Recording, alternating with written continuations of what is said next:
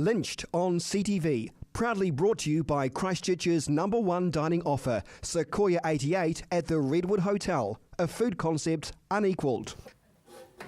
Good evening. It was one of the worst election results for Labour in over 90 years. So what went wrong? And how did this all unfold? Tonight, two of Christchurch's winning candidates join me, and Lynched starts right now.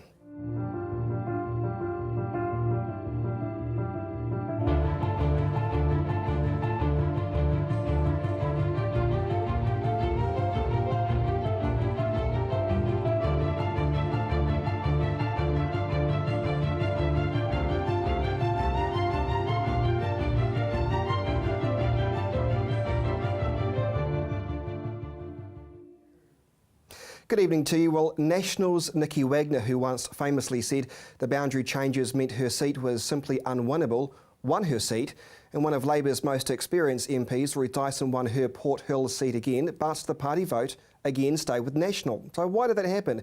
Well, to discuss this, Nikki and Ruth join me tonight. Good evening to you both. Good evening. Good evening. Thanks so much for your time. Let me start with you, Nikki Wagner, and a simply outstanding result for National across Christchurch City. In your view, why was that, and was it expected?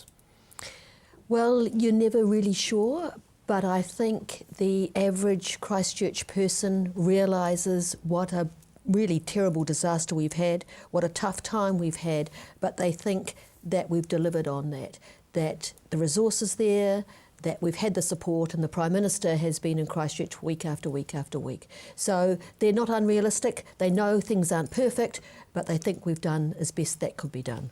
In your personal circumstances, you weren't entirely confident you'd win Christchurch Central back, were you? No, well, Christchurch Central has been a safe Labour seat. It was always going to be difficult to win, so I'm very grateful for the votes that I got this time. What did you have that Tony Milne didn't have to win it, do you think? Because me, like many political commentators, thought it was going to be a very close race. As it happened, it wasn't. Well, I've been in Christchurch Central all my life. I've worked there. I've been an MP there for 9 years. I've got a very effective electorate office and I work hard, and I think that work was reflected in the vote. Do you think you were unfairly targeted by local media? Oh, look, media always gets very excited about election time, and I think sometimes we all feel a bit victimised, but I think we just have to get on with it and just do the work and trust in the voting public. I was giving you a chance to get back at me because on Newstalk ZB, I think some of your supporters accused me of being a bit mean to you when the floods happened in Christchurch. Did you want to elaborate on that? I gave you an in and you just totally didn't give it back. No, I don't. I'm very happy where I'm sitting now. I think the public of Christchurch know my work ethic, and so it doesn't really matter what you say. Ruth Dyson, a good win for you. Thank you. Can I also congratulate Nikki on what was a good win for her? So it was going to be a hard battle. We've all just gone through a long campaign, so regardless of party politics, I just want to acknowledge that and congratulate Yeah, congratulations to both of you, in fact. Thank you. That's right. Well done too. Thank you. Ruth Dyson, you were never confident either, were you? You said to me, I'm not counting my chickens until they hatch, but eventually you got that seat. Did you? Yeah. But you weren't confident though either, were you? The electorate boundaries meant that on paper it was held by National by about 700 votes, so that was quite a big shift to turn around to a Labour-held seat. The reason I said I don't count my chickens is that I never do that on election night. I always wait until the 100% of votes are counted and then I look at the result. I think it's a bit silly to imagine that it's like a running race where someone just edges ahead and then someone else comes up on the inside and just edges ahead. The race was over at 7 o'clock. All we're doing is counting the votes. I mean, let's just look at the campaign. Are you, both of you, personally exhausted by this? How would you rate the campaign? Let's just stick to Christchurch and we'll deal with what's-his-face-later.com. How do you rate the campaign in terms of Christchurch?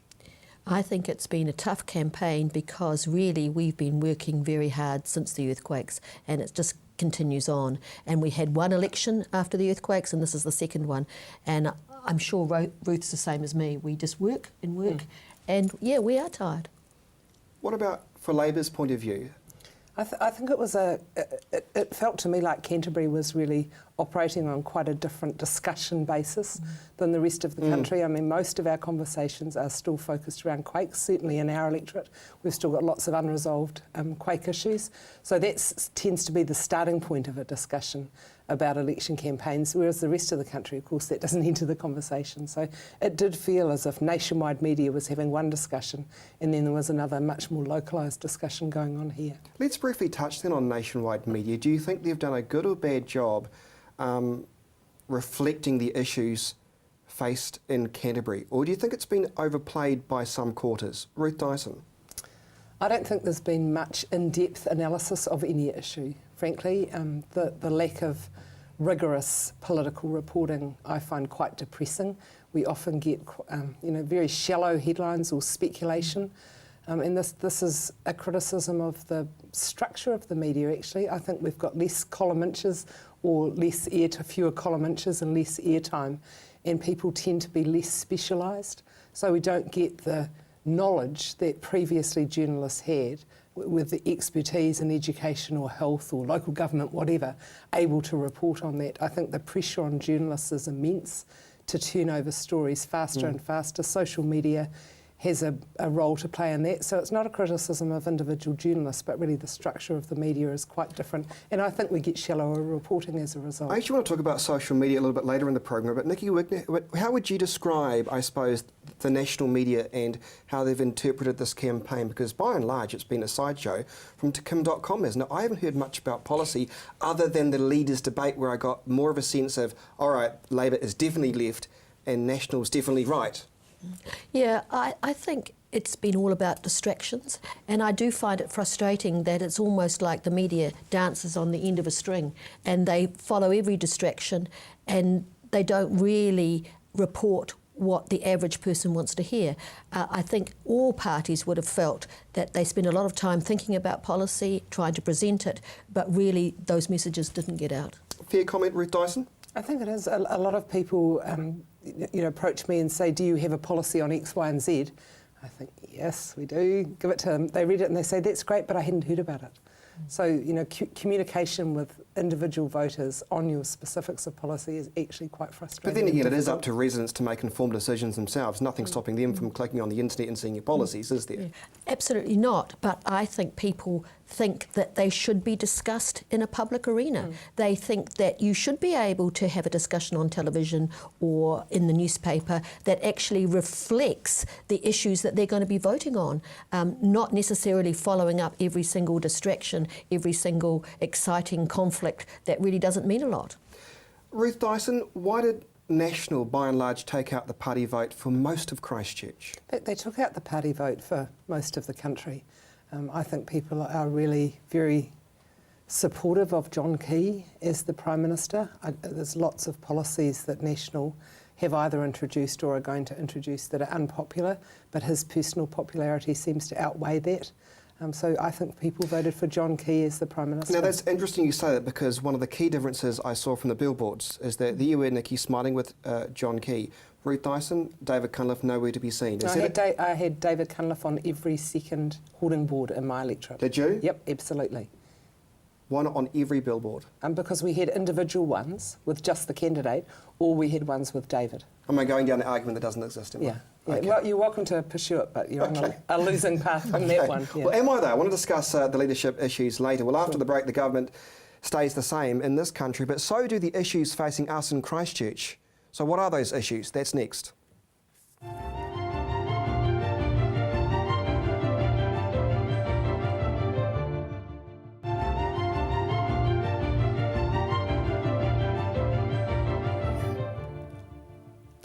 Thanks for staying with us. Ruth Dyson and Nikki Wagner are my guests tonight. I just want to briefly touch on the government's friends like the ACT Party and United Future. Peter Dunn came out tonight a couple of hours ago and spoke to the media and said he is renegotiating his position with the government. What I find remarkable about this, Nikki Wagner, is the fact that I think the Cannabis Party got more votes than United Future, yet this Peter Dunn can hold so much power in government. I mean, he's such a bore. And how does he do it? Well, and why should he be allowed to? He doesn't have a mandate for a start. That's MMP, and there's lots of people who don't agree with MMP. Maybe it's got to have another look at it, but certainly that's one of the arguments. But he's been there for 30 years, he's got a lot of experience, and he's been in government most of that time. He's a bit of a Brussels sprout, isn't he, Ruth Dyson? Overcooked one. I'm actually very fond of Brussels sprouts, not overcooked, but I have to say I'm just going off them now with that comparison.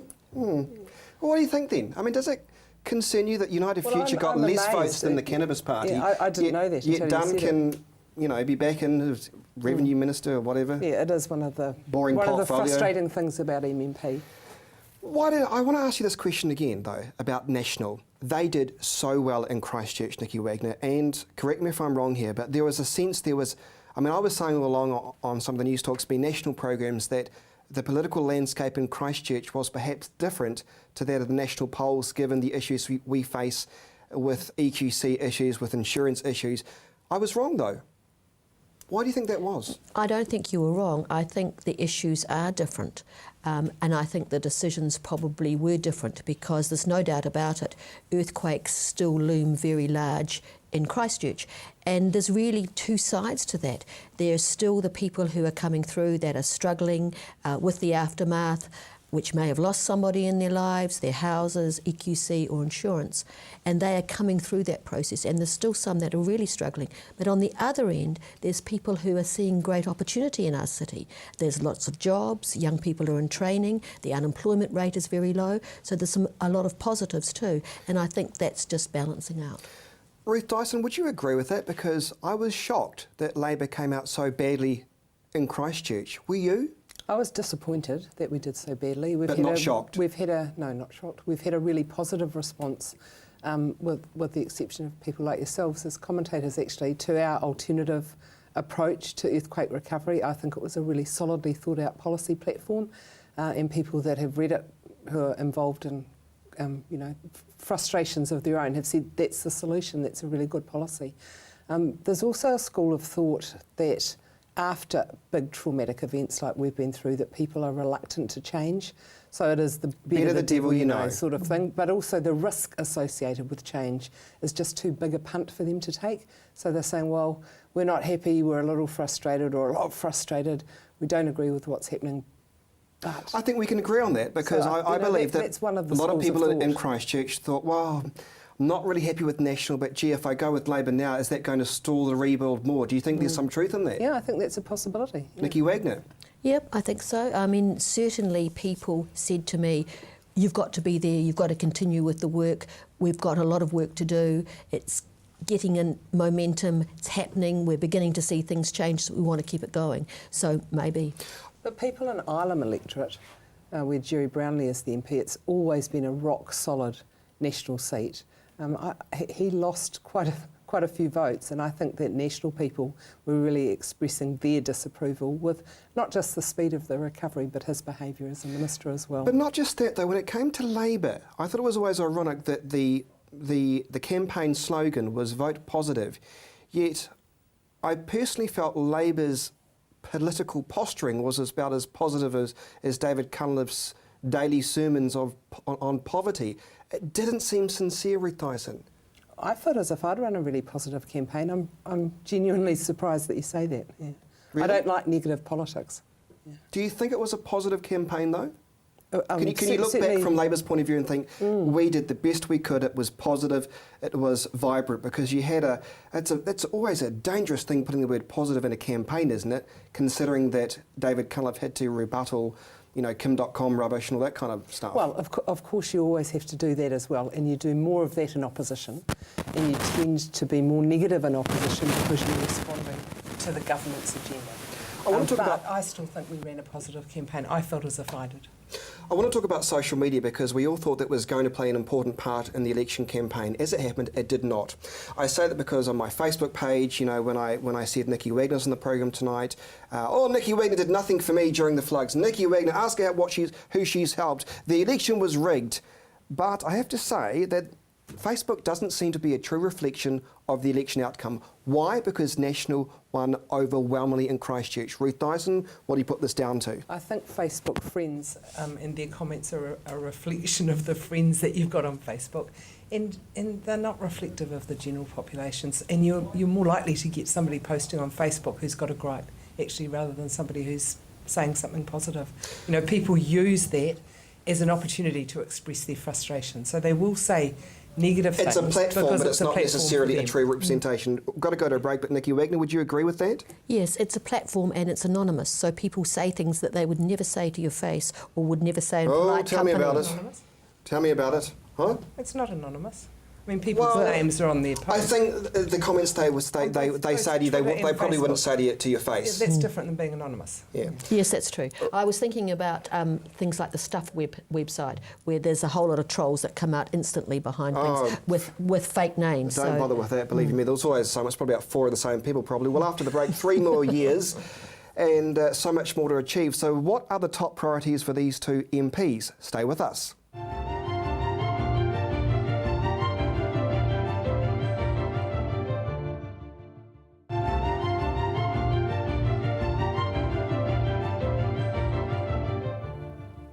Thanks for staying with us. My guests tonight are the winning candidates, if you like, Ruth Dyson and Nikki Wagner.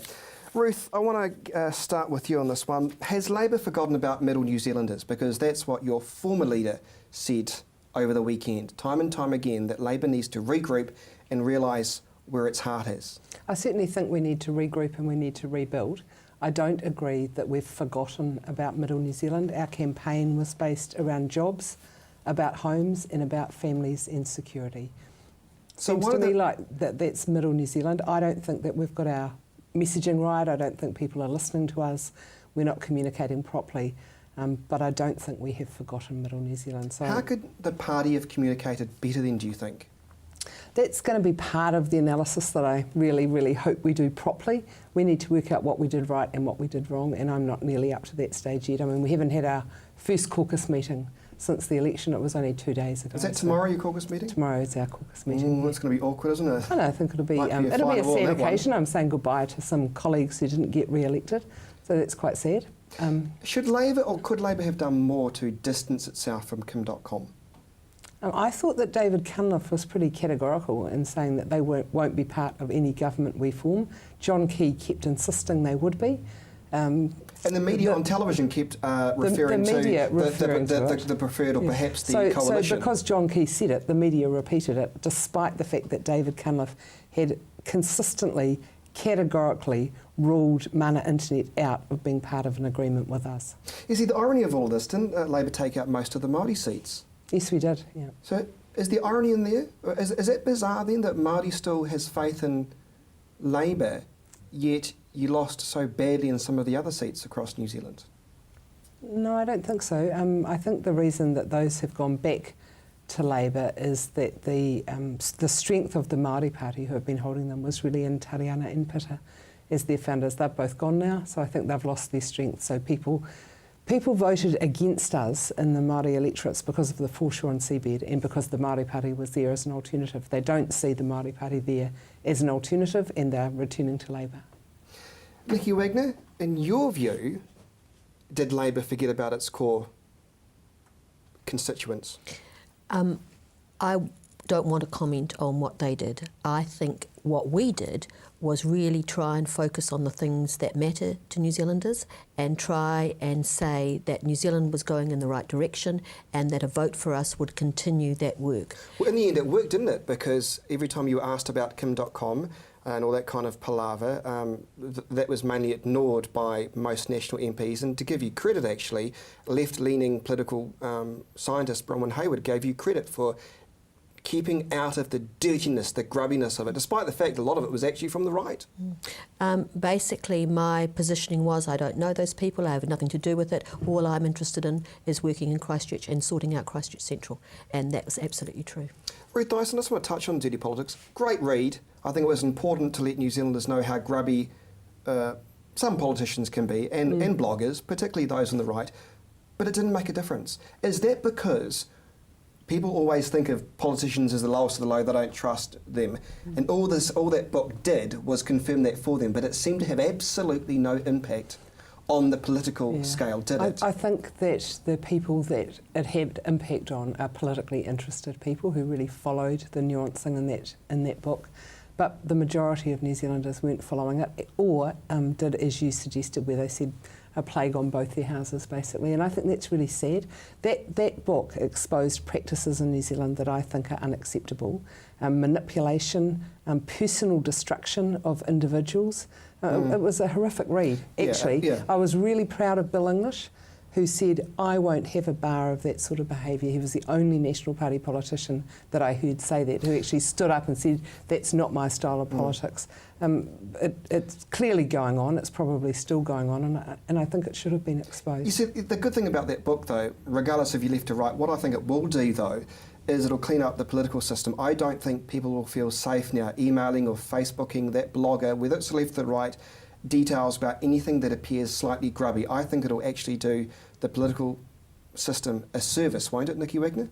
Well, in a way? I always think you never write down anything that you can't say to people's faces, so simple as that. All right, so we've got a situation now where it's the same government, 3 years on. What is the priority for you? I know you were quoted in the press as saying housing, but like what? What do you mean by housing?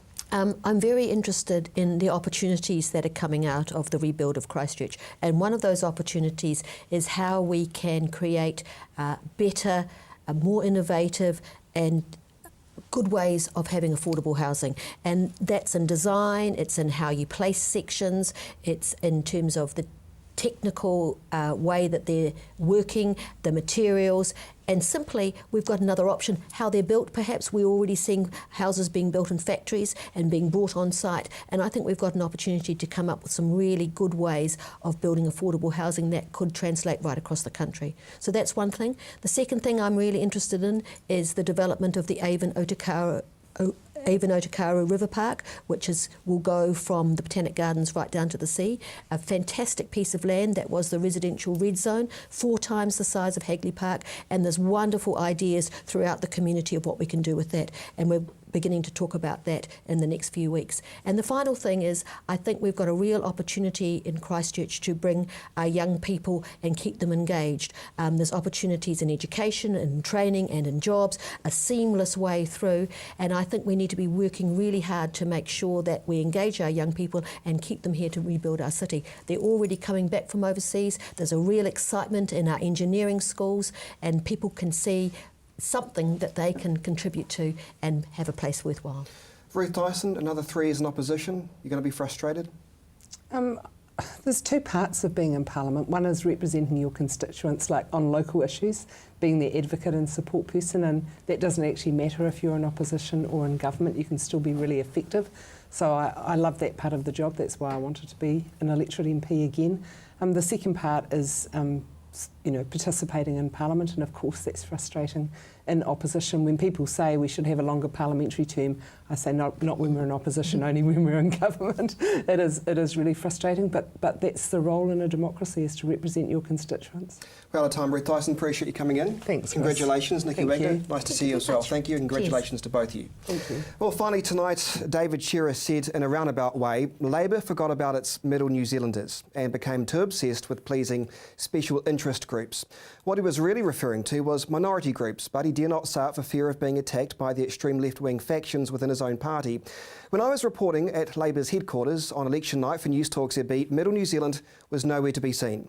David Shearer knows that the party's biggest issue is exactly that. It needs to find a way to appeal to their traditional core base.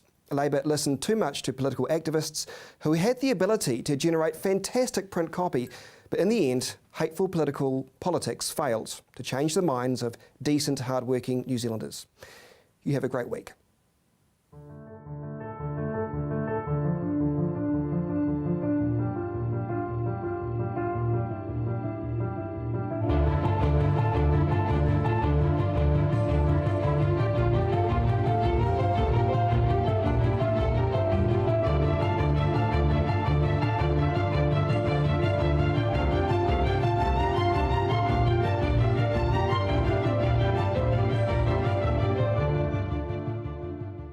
Lynched on CTV was proudly brought to you by Christchurch's #1 dining offer, Sequoia 88, at the Redwood Hotel, a food concept unequalled.